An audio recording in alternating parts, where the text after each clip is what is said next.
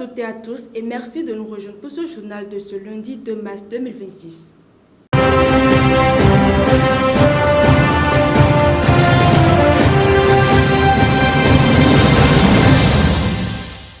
On démarre par cette crise majeure qui prend une dimension régionale au Moyen-Orient. Tout débute le 28 février 2026 lorsque des frappes conjointes israélo-américaines visent plusieurs sites stratégiques en Iran.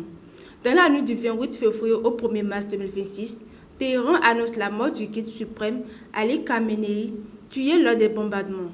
Une annonce qui provoque immédiatement une onde de choc. Dès le samedi 1er mars, l'Iran promet des représailles et lance plusieurs missiles et drones vers des cibles israéliennes et américaines. Le même jour, le mouvement chiite libanais Hezbollah annonce son entrée directe dans le conflit. Et ce lundi marque un nouveau tournant. Le conflit s'étend au Liban. À l'aube de ce 2 mars 2026, l'armée israélienne frappe plusieurs positions du Hezbollah au Liban, notamment dans la banlieue sud du Beyrouth.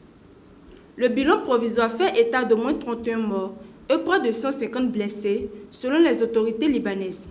Ces frappes interviennent après des tirs revendiqués par le Hezbollah contre le nord d'Israël, notamment vers Haïfa. Israël annonce vouloir intensifier ses opérations et ordonne l'évacuation d'une cinquantaine de villages du sud du Liban. Le président libanais Joseph Aoun affirme que le Liban ne doit pas être entraîné dans une guerre régionale. Face à cette escalade militaire, les réactions diplomatiques se multiplient ce lundi. Le groupe E3, Allemagne, France et Royaume-Uni publie un communiqué commun. Les trois pays se disent prêts à prendre des mesures défensives nécessaires et proportionnées.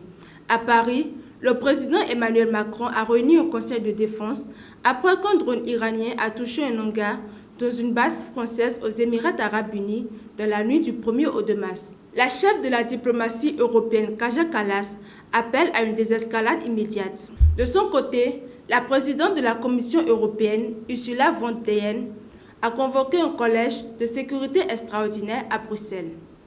Et pendant que l'attention internationale reste tournée vers le Moyen-Orient, l'actualité africaine reste également marquée par des tensions politiques et sécuritaires.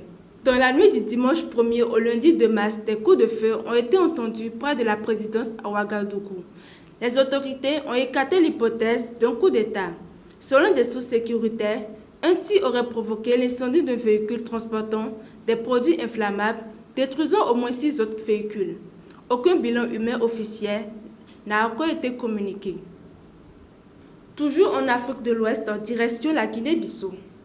Plus de 3 mois après le coup d'État du 26 novembre 2025, les principales coalitions d'opposition appellent ce 2 mars à l'ouverture d'un dialogue avec la junte dirigée par le général Otan Tam. Le porte-parole du PAIGC, Mouniro Conté, avertit que l'isolement diplomatique du pays pourrait s'aggraver en l'absence de transition politique. La junte n'a pas encore réagi officiellement. Nous sommes à la fin de cette édition. Merci de nous avoir suivis et excellente journée à tous.